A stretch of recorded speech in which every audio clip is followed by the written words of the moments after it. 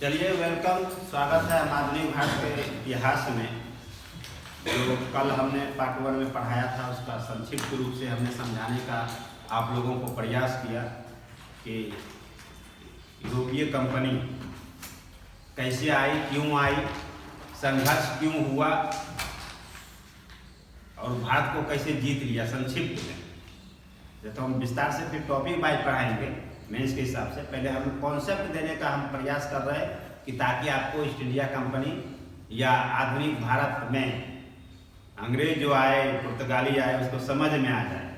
ठीक है, अब चूंकि वो भारत जीत चुका है, भारत जीत लिया है ना, भारत जीत लिया, साम्राज्यवादी नीति का अनुसरण किया। लॉर्ड वेलेस्ली और लॉर्ड डलहौजी नाम सुना होगा, साम्राज्यवादी नीति का उसने अनुसरण किया था।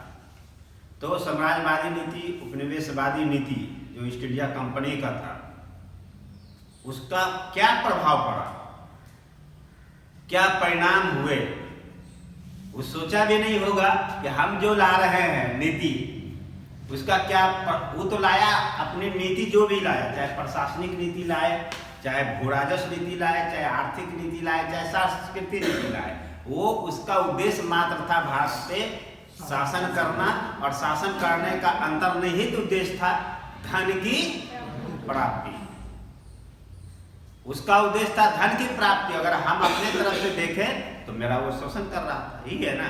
तो हम अब आते हैं ब्रिटिश, इसको समझना है तब लिखना है। ब्रिटिश सरकार की नीति,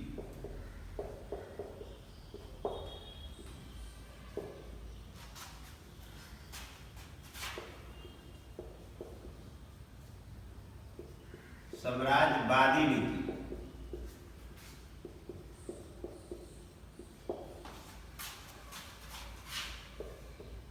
उपनिवेशवादी नीति। साम्राज्यवादी नीति में के अंतर्गत इसको मुख्य रूप से हम इसको परिप्रेक्ष्य में पढ़ें तो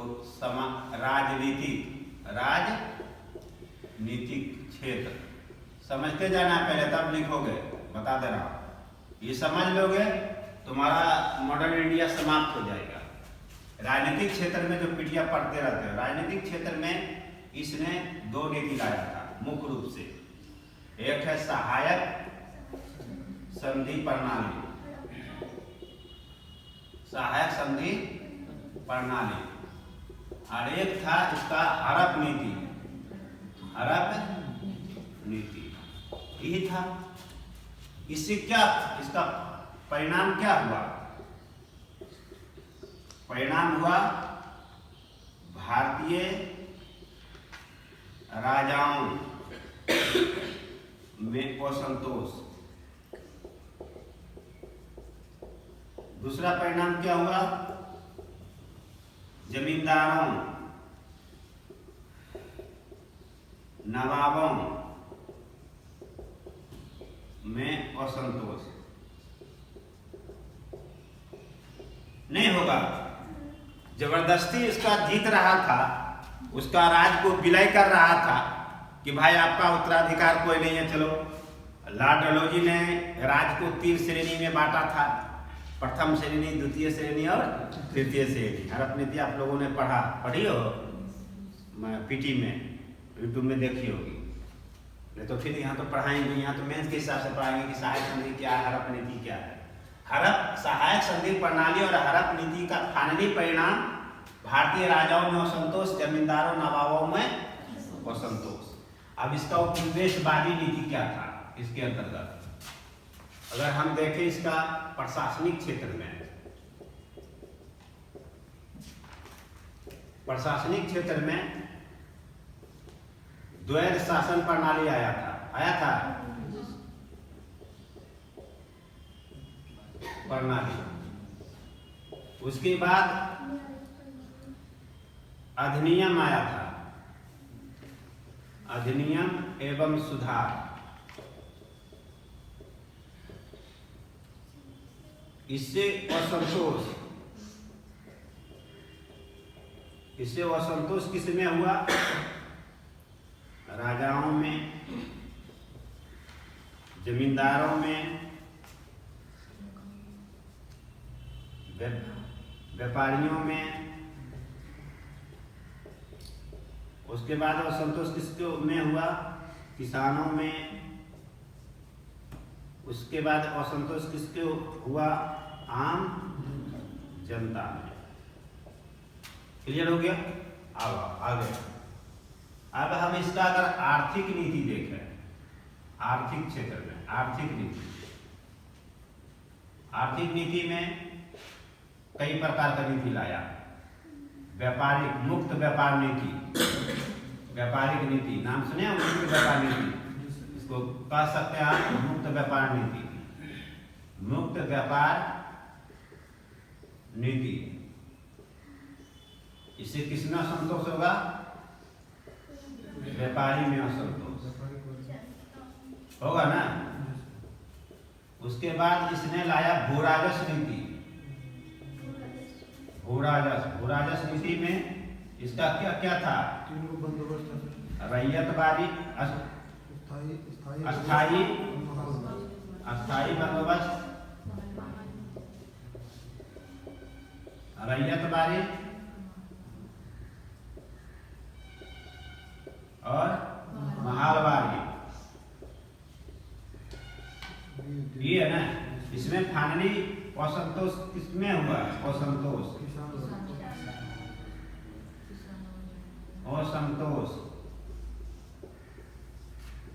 जमींदारों में। अस्थाई बंदोबस्त तो लाया, जमींदारों को तो अधिकार दिया भूराजस का, लेकिन सूर्यास्त कानून था, उसमें ये कहा गया कि सूर्यास्त होते होते आपको टैक्स पहुंचा देना है। अगर टैक्स नहीं पहुंचाएगा तो बेदखल कर देता था ना। तो जमींदारों में असंतोष नहीं होगा। जो कल तक जो जमींदार था वो अब एक समान आदमी बन रहा है। जमींदारों में असंतोष, ये कानून जनजातीय क्षेत्र में भी लागू हुआ था। जनजातीय क्षेत्र में तो फाइनली जनजाति में असंतोष नहीं होगा? होगा या नहीं? में असंतोष। और किसानों में नहीं होगा? किसानों में असंतोष।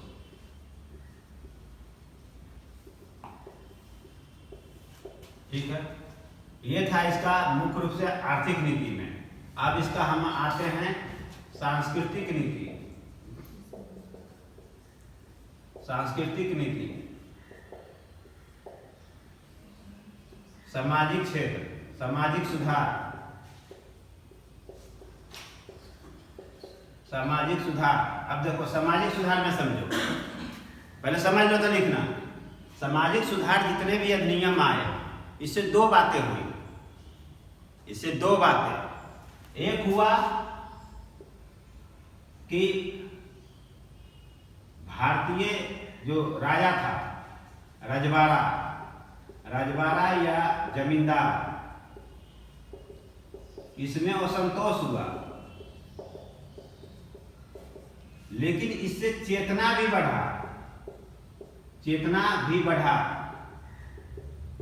चेतना बढ़ने का मतलब है कि जो हमारे उस समय प्रबुद्ध लोग थे, जो वेस्टर्न कल्चर का साहित्य दर्शन पढ़ रहे थे, तो उनको लगा कि नहीं, सती प्रथा अच्छी चीजें नहीं है, ये हटना चाहिए।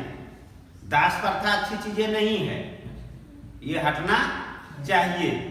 नरबली प्रथा अच्छी चीजें नहीं है, बाल विवाह अच्छी चीजें नहीं है।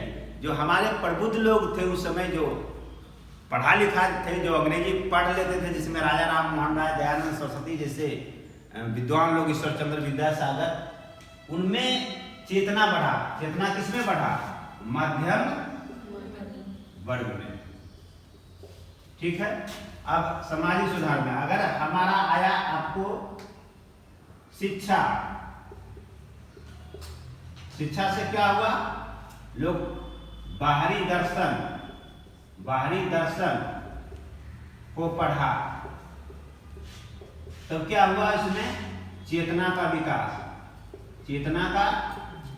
विकास हुआ। बाहरी दर्शन पढ़ा तो क्या चीज पढ़ा? वो स्वतंत्रता कोई चीज होती है, समानता कोई चीज होती है, अधिकार क्या होता है, संप्रभुता क्या होती है, ये सब भारतीय लोग कैसे जानकारी लिए। जब यहाँ पे शिक्षा का विकास हुआ, अंग्रेज शिक्षा इसलिए लाया कि उसको लग रहा था कि हम जो प्रशासन चला रहे हैं तो हमारी चीज गांव के लोग नहीं जान पा रहा है, चलो हमारी भाषा में उच्च वर्ग के लोग पढ़ेगा तो वो अनुवाद करके उसको बताएगा और उसकी भाषा से अनुवाद होकर हमको अंग्रेजी में हमको प्राप्त होगा, एक दूसरे का ट्रांसफर होगा बातों का। ये अंग्रेज का उद्देश्य था, प्रशासन शिक्षा लाया प्रशासन चलाने के लिए, यहाँ शिक्षा का विकास नहीं हुआ लेकिन उल्टा पड़ गया।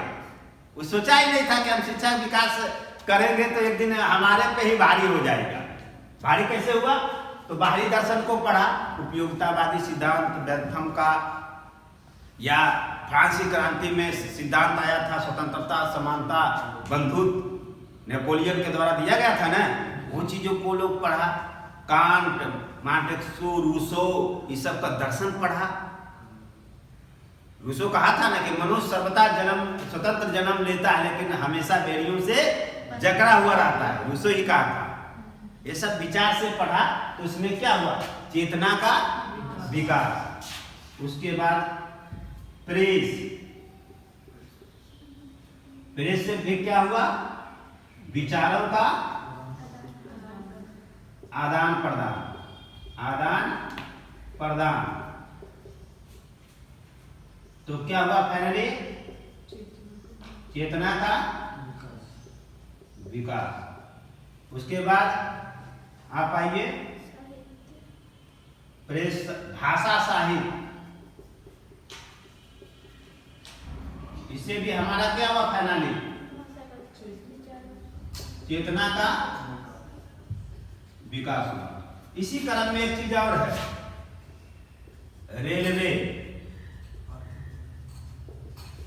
रेलवे की स्थापना।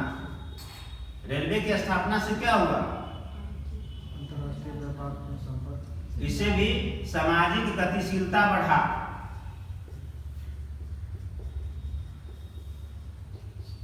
एक तरफ तो रेलवे का ये सकारात्मक है, नकारात्मक में हुआ कि हस्तशिल्प उद्योग का क्या हो गया? उद्योग का पतन। तो असंतोष किसमें होगा? कामगार में। भारतीय कामगार जो था, कामगार में असंतोष। अगर हम कृषि का वाणिज्यीकरण देखें, कृषि का वाणिज्यीकरण किया तो किसमें असंतोष हुआ? किसानों में असंतोष हुआ। अब देखो, साम्राज्यवादी नीति के अंतर्गत सहायक संधि प्रणाली हड़प नीति लाया तो क्या में असंतोष हुआ? राजाओं जमींदारों में। द्वैध शासन प्रणाली लाया तो क्या किसमें असंतोष हुआ? ठीक है। और उसके बाद भूराजस्व नीति में लाया तो किसमें असंतोष हुआ? जनजातीय किसानों में। जमींदारों, यहां जब राजाओं जमींदारों बराबर कौन सा विद्रोह हुआ? 1800 विद्रोह हो गया। जनजातीय क्षेत्र में जब हस्तक्षेप करने लगा भूराजस्व नीति के तहत, नियम के तहत, तो कौन सा विद्रोह हुआ? जनजातीय विद्रोह। कई जनजातीय विद्रोह हुआ। किसानों की में असंतोष, तो किसान आंदोलन हुआ भारत में? नहीं हुआ। जब ये चेतना का विकास होने लगा तो भारत में क्या चीज का उदय हुआ? राष्ट्रवाद। राष्ट्रवाद का उदय हुआ तो राष्ट्रीय आंदोलन, यानी कांग्रेस मंच का स्थापना हो गई, वहां से राष्ट्रीय आंदोलन चलेगा।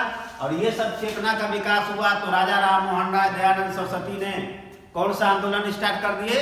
19वीं शताब्दी का सामाजिक धार्मिक सुधार आंदोलन। इतने तो पढ़ना था। ये चेतना का विकास हुआ तो इससे क्या हुआ? फाइनली सांस्कृतिक नीति के। अब इसको लिखो तो फाइनली हम बताएंगे। चलिए अब देखिए आगे इसको।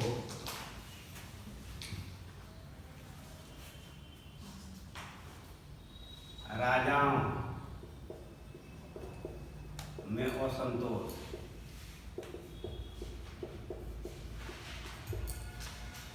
जमींदारों में असंतोष,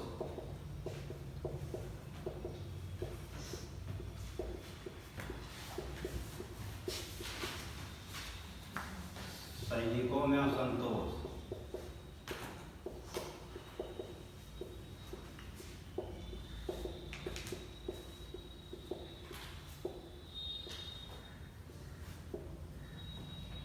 विद्रोह हुआ। इसमें प्रमुख विद्रोह कौन सा है? 1857 का विद्रोह। आगे बढ़ते हैं।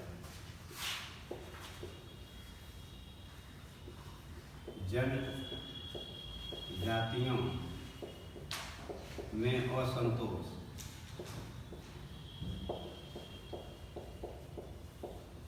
तब कौन सा विद्रोह हुआ? जनजाति विद्रोह। आगे बढ़ते हैं। किसानों में असंतोष,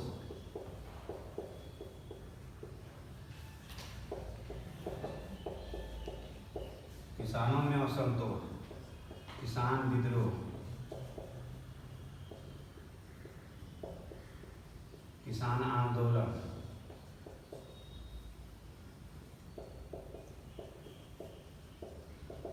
आगे बढ़ते हैं।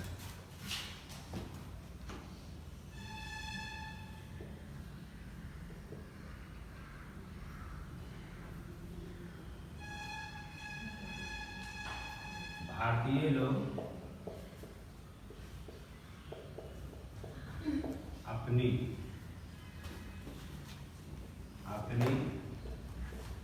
संस्कृति में हस्तक्षेप माना।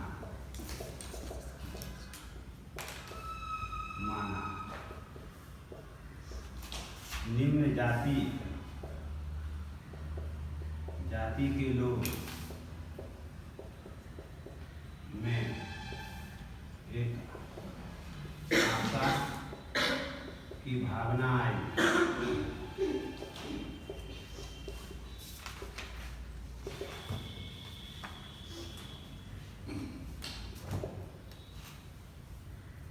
बीसवीं सदी का सामाजिक धार्मिक सुधार आंदोलन हुआ। निम्न जातीय आंदोलन हुआ। आगे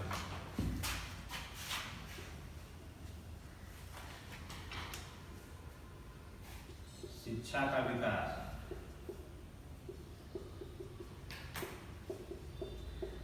प्रेस, भाषा साहित्य,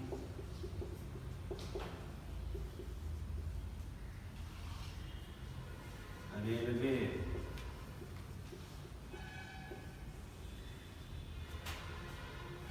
राष्ट्रवाद को बढ़ावा मिला। राष्ट्रवाद को बढ़ावा मिला। जब राष्ट्रवाद आ गया तो राजनीतिक मंच बना। कई राजनीतिक मंच है। लैंड होल्डर सोसाइटी है ना, इंडियन एसोसिएशन, नाम सुने हो सब? कांग्रेस के पूर्व बहुत सा था। हाँ, राजनीतिक मंच, जिसमें कौन सा मंच आया? फाइनली कांग्रेस की स्थापना हो गया। ठीक है। अब यहाँ से भारतीय कांग्रेस की स्थापना हो गया। तब क्या प्रारंभ हुआ? राष्ट्रीय आंदोलन। राष्ट्रीय आंदोलन को 3 चरण में, प्रथम चरण 1885 से 1905, उदारवादी उदारवादी चरण कहते हैं। 1906 से 1920 उग्रवादी और 1921 से 1947 गांधीवादी चलो देश आजाद हो गया। देश क्या हो गया? आजाद हो गया। अब समझो, राजाओं में असंतोष हुआ कि सरकार की एक तरफ दिमाग में बैठा लो, ब्रिटिश सरकार ने जो भी नीति लाया वो अपने फायदे के लिए लाया। जब वो अपने फायदे के लिए लाएगा तो तुमको तो घाटा होगा ही ना, कि नहीं होगा? तो संतोष तो बढ़ेगा। तो संतोष जब राजाओं, जमींदारों में, सैनिकों में तो विद्रोह हुआ, बहुत सा विद्रोह हुआ, जिसमें सबसे प्रमुख विद्रोह 57 का विद्रोह है। अब जनजाति लोग अपना जंगल जमीन को से उसका भावनात्मक लगाव होता है, उसमें कोई हस्तक्षेप करेगा तो वो असंतोष नहीं होगा उसमें। तो जनजातियों में असंतोष हुआ तो जनजाति विद्रोह कर दिया। किसानों में असंतोष, किसानों पे कर बोझ, जमीन छीन लेता था, बेगार कराता था, तो किसान विद्रोह और किसान आंदोलन। किसान विद्रोह में कौन सा? नील विद्रोह से स्टार्ट करो, ठीक है। भारतीय लोग अपनी यहाँ नील विद्रोह, उसके बाद किसान आंदोलन में चंपारण आ जाएंगे। उसके बाद और हुआ स्वामी सहजानंद सरस्वती, बकास भूमि आंदोलन, दरभंगा महाराज, बढ़िया टाल, ये सब आंदोलन सब एक कड़ी में पढ़ रहे थे। जब किसान आंदोलन पढ़ेंगे तो एक साथ जितना हुआ एक साथ। भारतीय लोग अपनी संस्कृति में हस्तक्षेप माना, यानी अंग्रेज जो ला रहा था उत्तराधिकार का नियम लाया, ईसाई मिशनरियों का आगमन हुआ ईसाई धर्म के प्रचार के लिए। तो जो हमारे जमींदार लोग थे वो अपने आप को मान रहे थे कि मेरे संस्कृति में हस्तक्षेप है, हमारा प्राचीन काल से चलता आ रहा है सती प्रथा, तो ये हटाने वाला कौन? ये हटाने वाला कौन?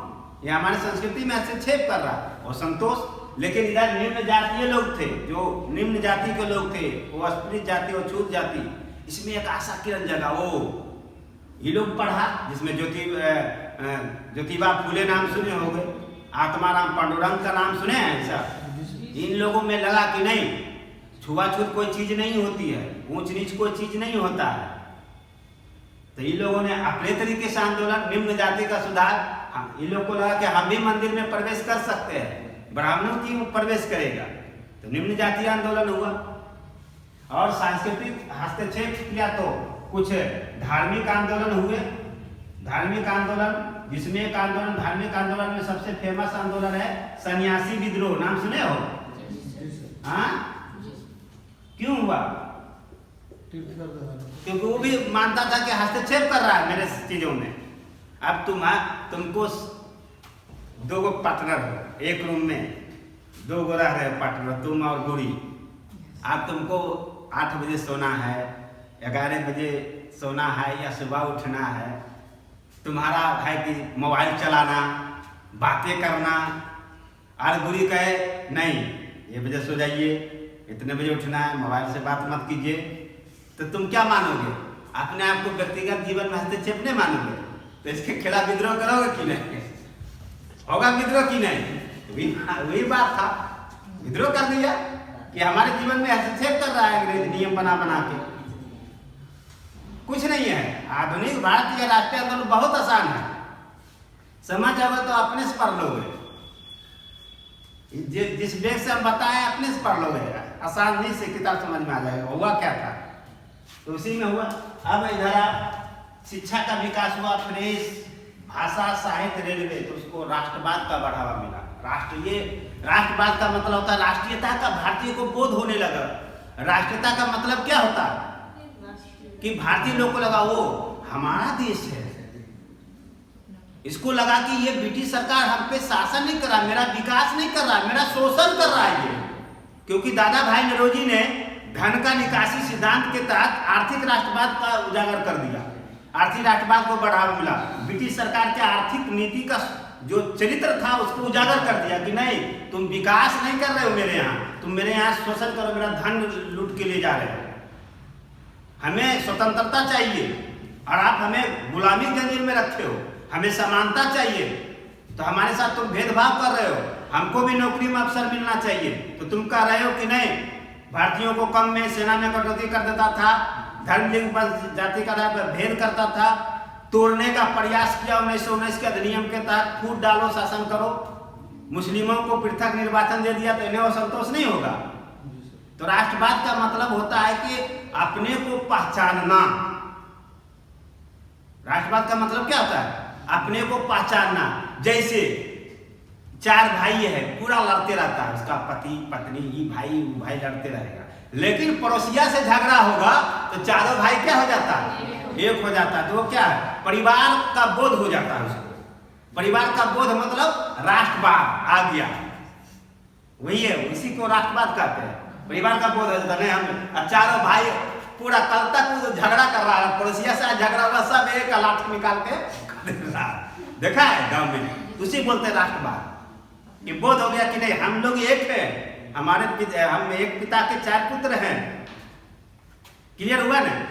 तो यहाँ पे जब ये सब पढ़ा तो अब ये भावना यहाँ तक, इसके पहले यानी 1885, ये 1885 है, इसको मान लो तुम 1885 के पहले भारत में था जनता को कोई मतलब नहीं।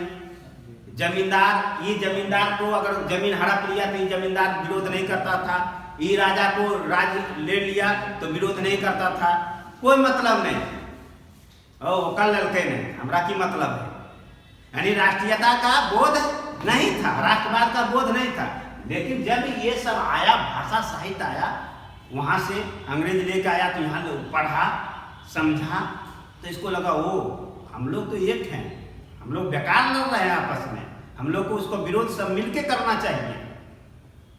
तो राष्ट्रवाद का बोध 1885 से के 80 के में तुम ये कह सकते हो 1825 से मुख्य रूप से माना जाता है राष्ट्रवाद का उदय, यहाँ से प्रारंभ होता है और 1885 में यह के एक मंच के रूप में बन जाता है राष्ट्रीय कांग्रेस। यहाँ से आंदोलन, फिर उसको यहाँ से आंदोलन क्या हुआ, अब उसको खदेड़ने का, किसी तरह धीरे धीरे, पहले हमें ये चाहिए, हमको तुम अपनी राजनीतिक जितना प्रशासनिक सुधार कर रहे हो, जितना चीज व्यवस्था कर रहे हो, हमको भी भाग देने का मौका दो।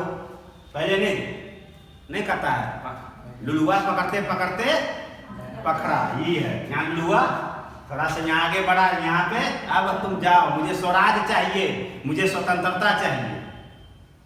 क्लियर हुआ ना? यहीं से पहले बोला हमरा थोड़ा धारा में यदि नहीं कहता है भैया ट्रेन पे यदि बैठे दो, बैठा तो ऐसे पहले बैठेगा, उसके बाद धीरे धीरे टंगड़ी पसारेगा, और उसके बाद मन होगा तो नींद आएगा तो जबरदस्ती सो जाएगा। वही बात हुआ, यहाँ बैठने का मतलब संवैधानिक सुधारों की मांग यहाँ है। जितने भी हमारे उदारवादी थे, दादा भाई नेहरू जी, WC बनर्जी, नाम सुने हो ये सब का, फिरोज शाह मेहता, गोपाल कृष्ण गोखले, ये सब उदारवादी थे। इन्होंने संवैधानिक सुधार की मांग किया कि भाई आप जो विधानसभा विधान परिषद गठन किया, हमको भी मौका मिले, हम भी भाग लें। वहाँ जाते थे ये लोग, प्रतिनिधित्व मिलता था तो अंग्रेज का आलोचना करते थे, पूरक बजट पे चर्चा, ये क्या है? एक विरोध स्टार्ट हो रहा है, विरोध का नहीं, लुलुआ पकड़ते पकड़ते जिसको कहते हैं वहाँ स्टार्ट हो गई। और यहाँ पे ये लाल बाल पाल और अरविंद घोष, वो तुम नहीं दोगे, चलो धरना स्टार्ट, प्रदर्शन स्टार्ट। और यहाँ पे फिर गांधी जी लक्ष्य बना लिए, मुझे क्या चाहिए? स्वराज चाहिए। और स्वराज, वो सहयोग आंदोलन से स्वराज का लक्ष्य निर्धारित होता है, और 1947 जाते जाते तक देश क्या हो जाता है? आजाद हो जाता है। इसके अंतर्गत बहुत है आंदोलन, हम लोग पढ़ेंगे, इसके अंतर्गत पढ़ेंगे। 1905 में बंगभंग आंदोलन हुआ था, 1906 में यहाँ पे मुस्लिम लीग की स्थापना हुई, इसी काल में होम रूल लीग आंदोलन आया, इसी काल में चंपारण सत्याग्रह हुआ 20 की अवधि में, अहमदाबाद मिल हड़ताल, ये सब नाम सुने हो। और यहाँ गांधी जी के समय वो सहयोग आंदोलन, सविनय अवज्ञा आंदोलन, भारत छोड़ो आंदोलन। क्लियर हुआ?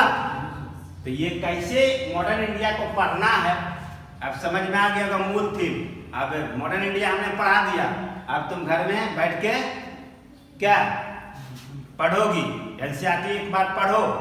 हम फिर तो अब तो हम सीधा टॉपिक लिखाएंगे भारत, जैसे पहला टॉपिक स्टार्ट करेंगे भारत में अंग्रेजों का विजय। पहले विजय करेंगे तब न, और बाद पढ़ाएंगे दूसरा में अंग्रेज का साम्राज्यवादी नीति, तब दूसरा पढ़ाएंगे अंग्रेज का उपनिवेशवादी नीति। उपनिवेशवादी नीति में प्रशासनिक सुधार पहले पढ़ाएंगे, तब उसका आर्थिक नीति पढ़ाएंगे, तब उसका सांस्कृतिक नीति पढ़ाएंगे, सांस्कृतिक नीति में शिक्षा पढ़ाएंगे, प्रेस पढ़ाएंगे, जनगणना लाया था प्रशासनिक सुधार में, स्थानीय स्वशासन लाया था ना। ये सब कहाँ पढ़ेंगे? प्रशासनिक सुधार में पढ़ेंगे, खत्म हो जाएगा। जब ये एक पार्ट इधर से पढ़े तो जो फायदा हुआ भारतीयों, अंग्रेजों के नीति से भारतीयों को फायदा हुआ, तो राष्ट्रवाद को बढ़ावा मिला। क्या मिला? घाटा हुआ तो भी राष्ट्रवाद को बढ़ावा मिला। यानी फायदा हुआ तो भी राष्ट्रवाद, फायदा हुआ तो उसमें आशा जगा, ओ हम अपना शासन कर सकते हैं, हम अंग्रेज के अधीन क्यों रहेंगे।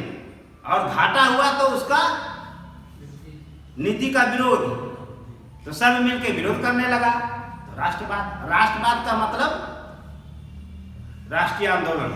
जब राष्ट्रवाद आ जाएगा तो राष्ट्रीय आंदोलन। क्यों राष्ट्रीय आंदोलन होगा? राष्ट्रवाद का जब उदय होता है तो राष्ट्रीय आंदोलन क्यों होता है?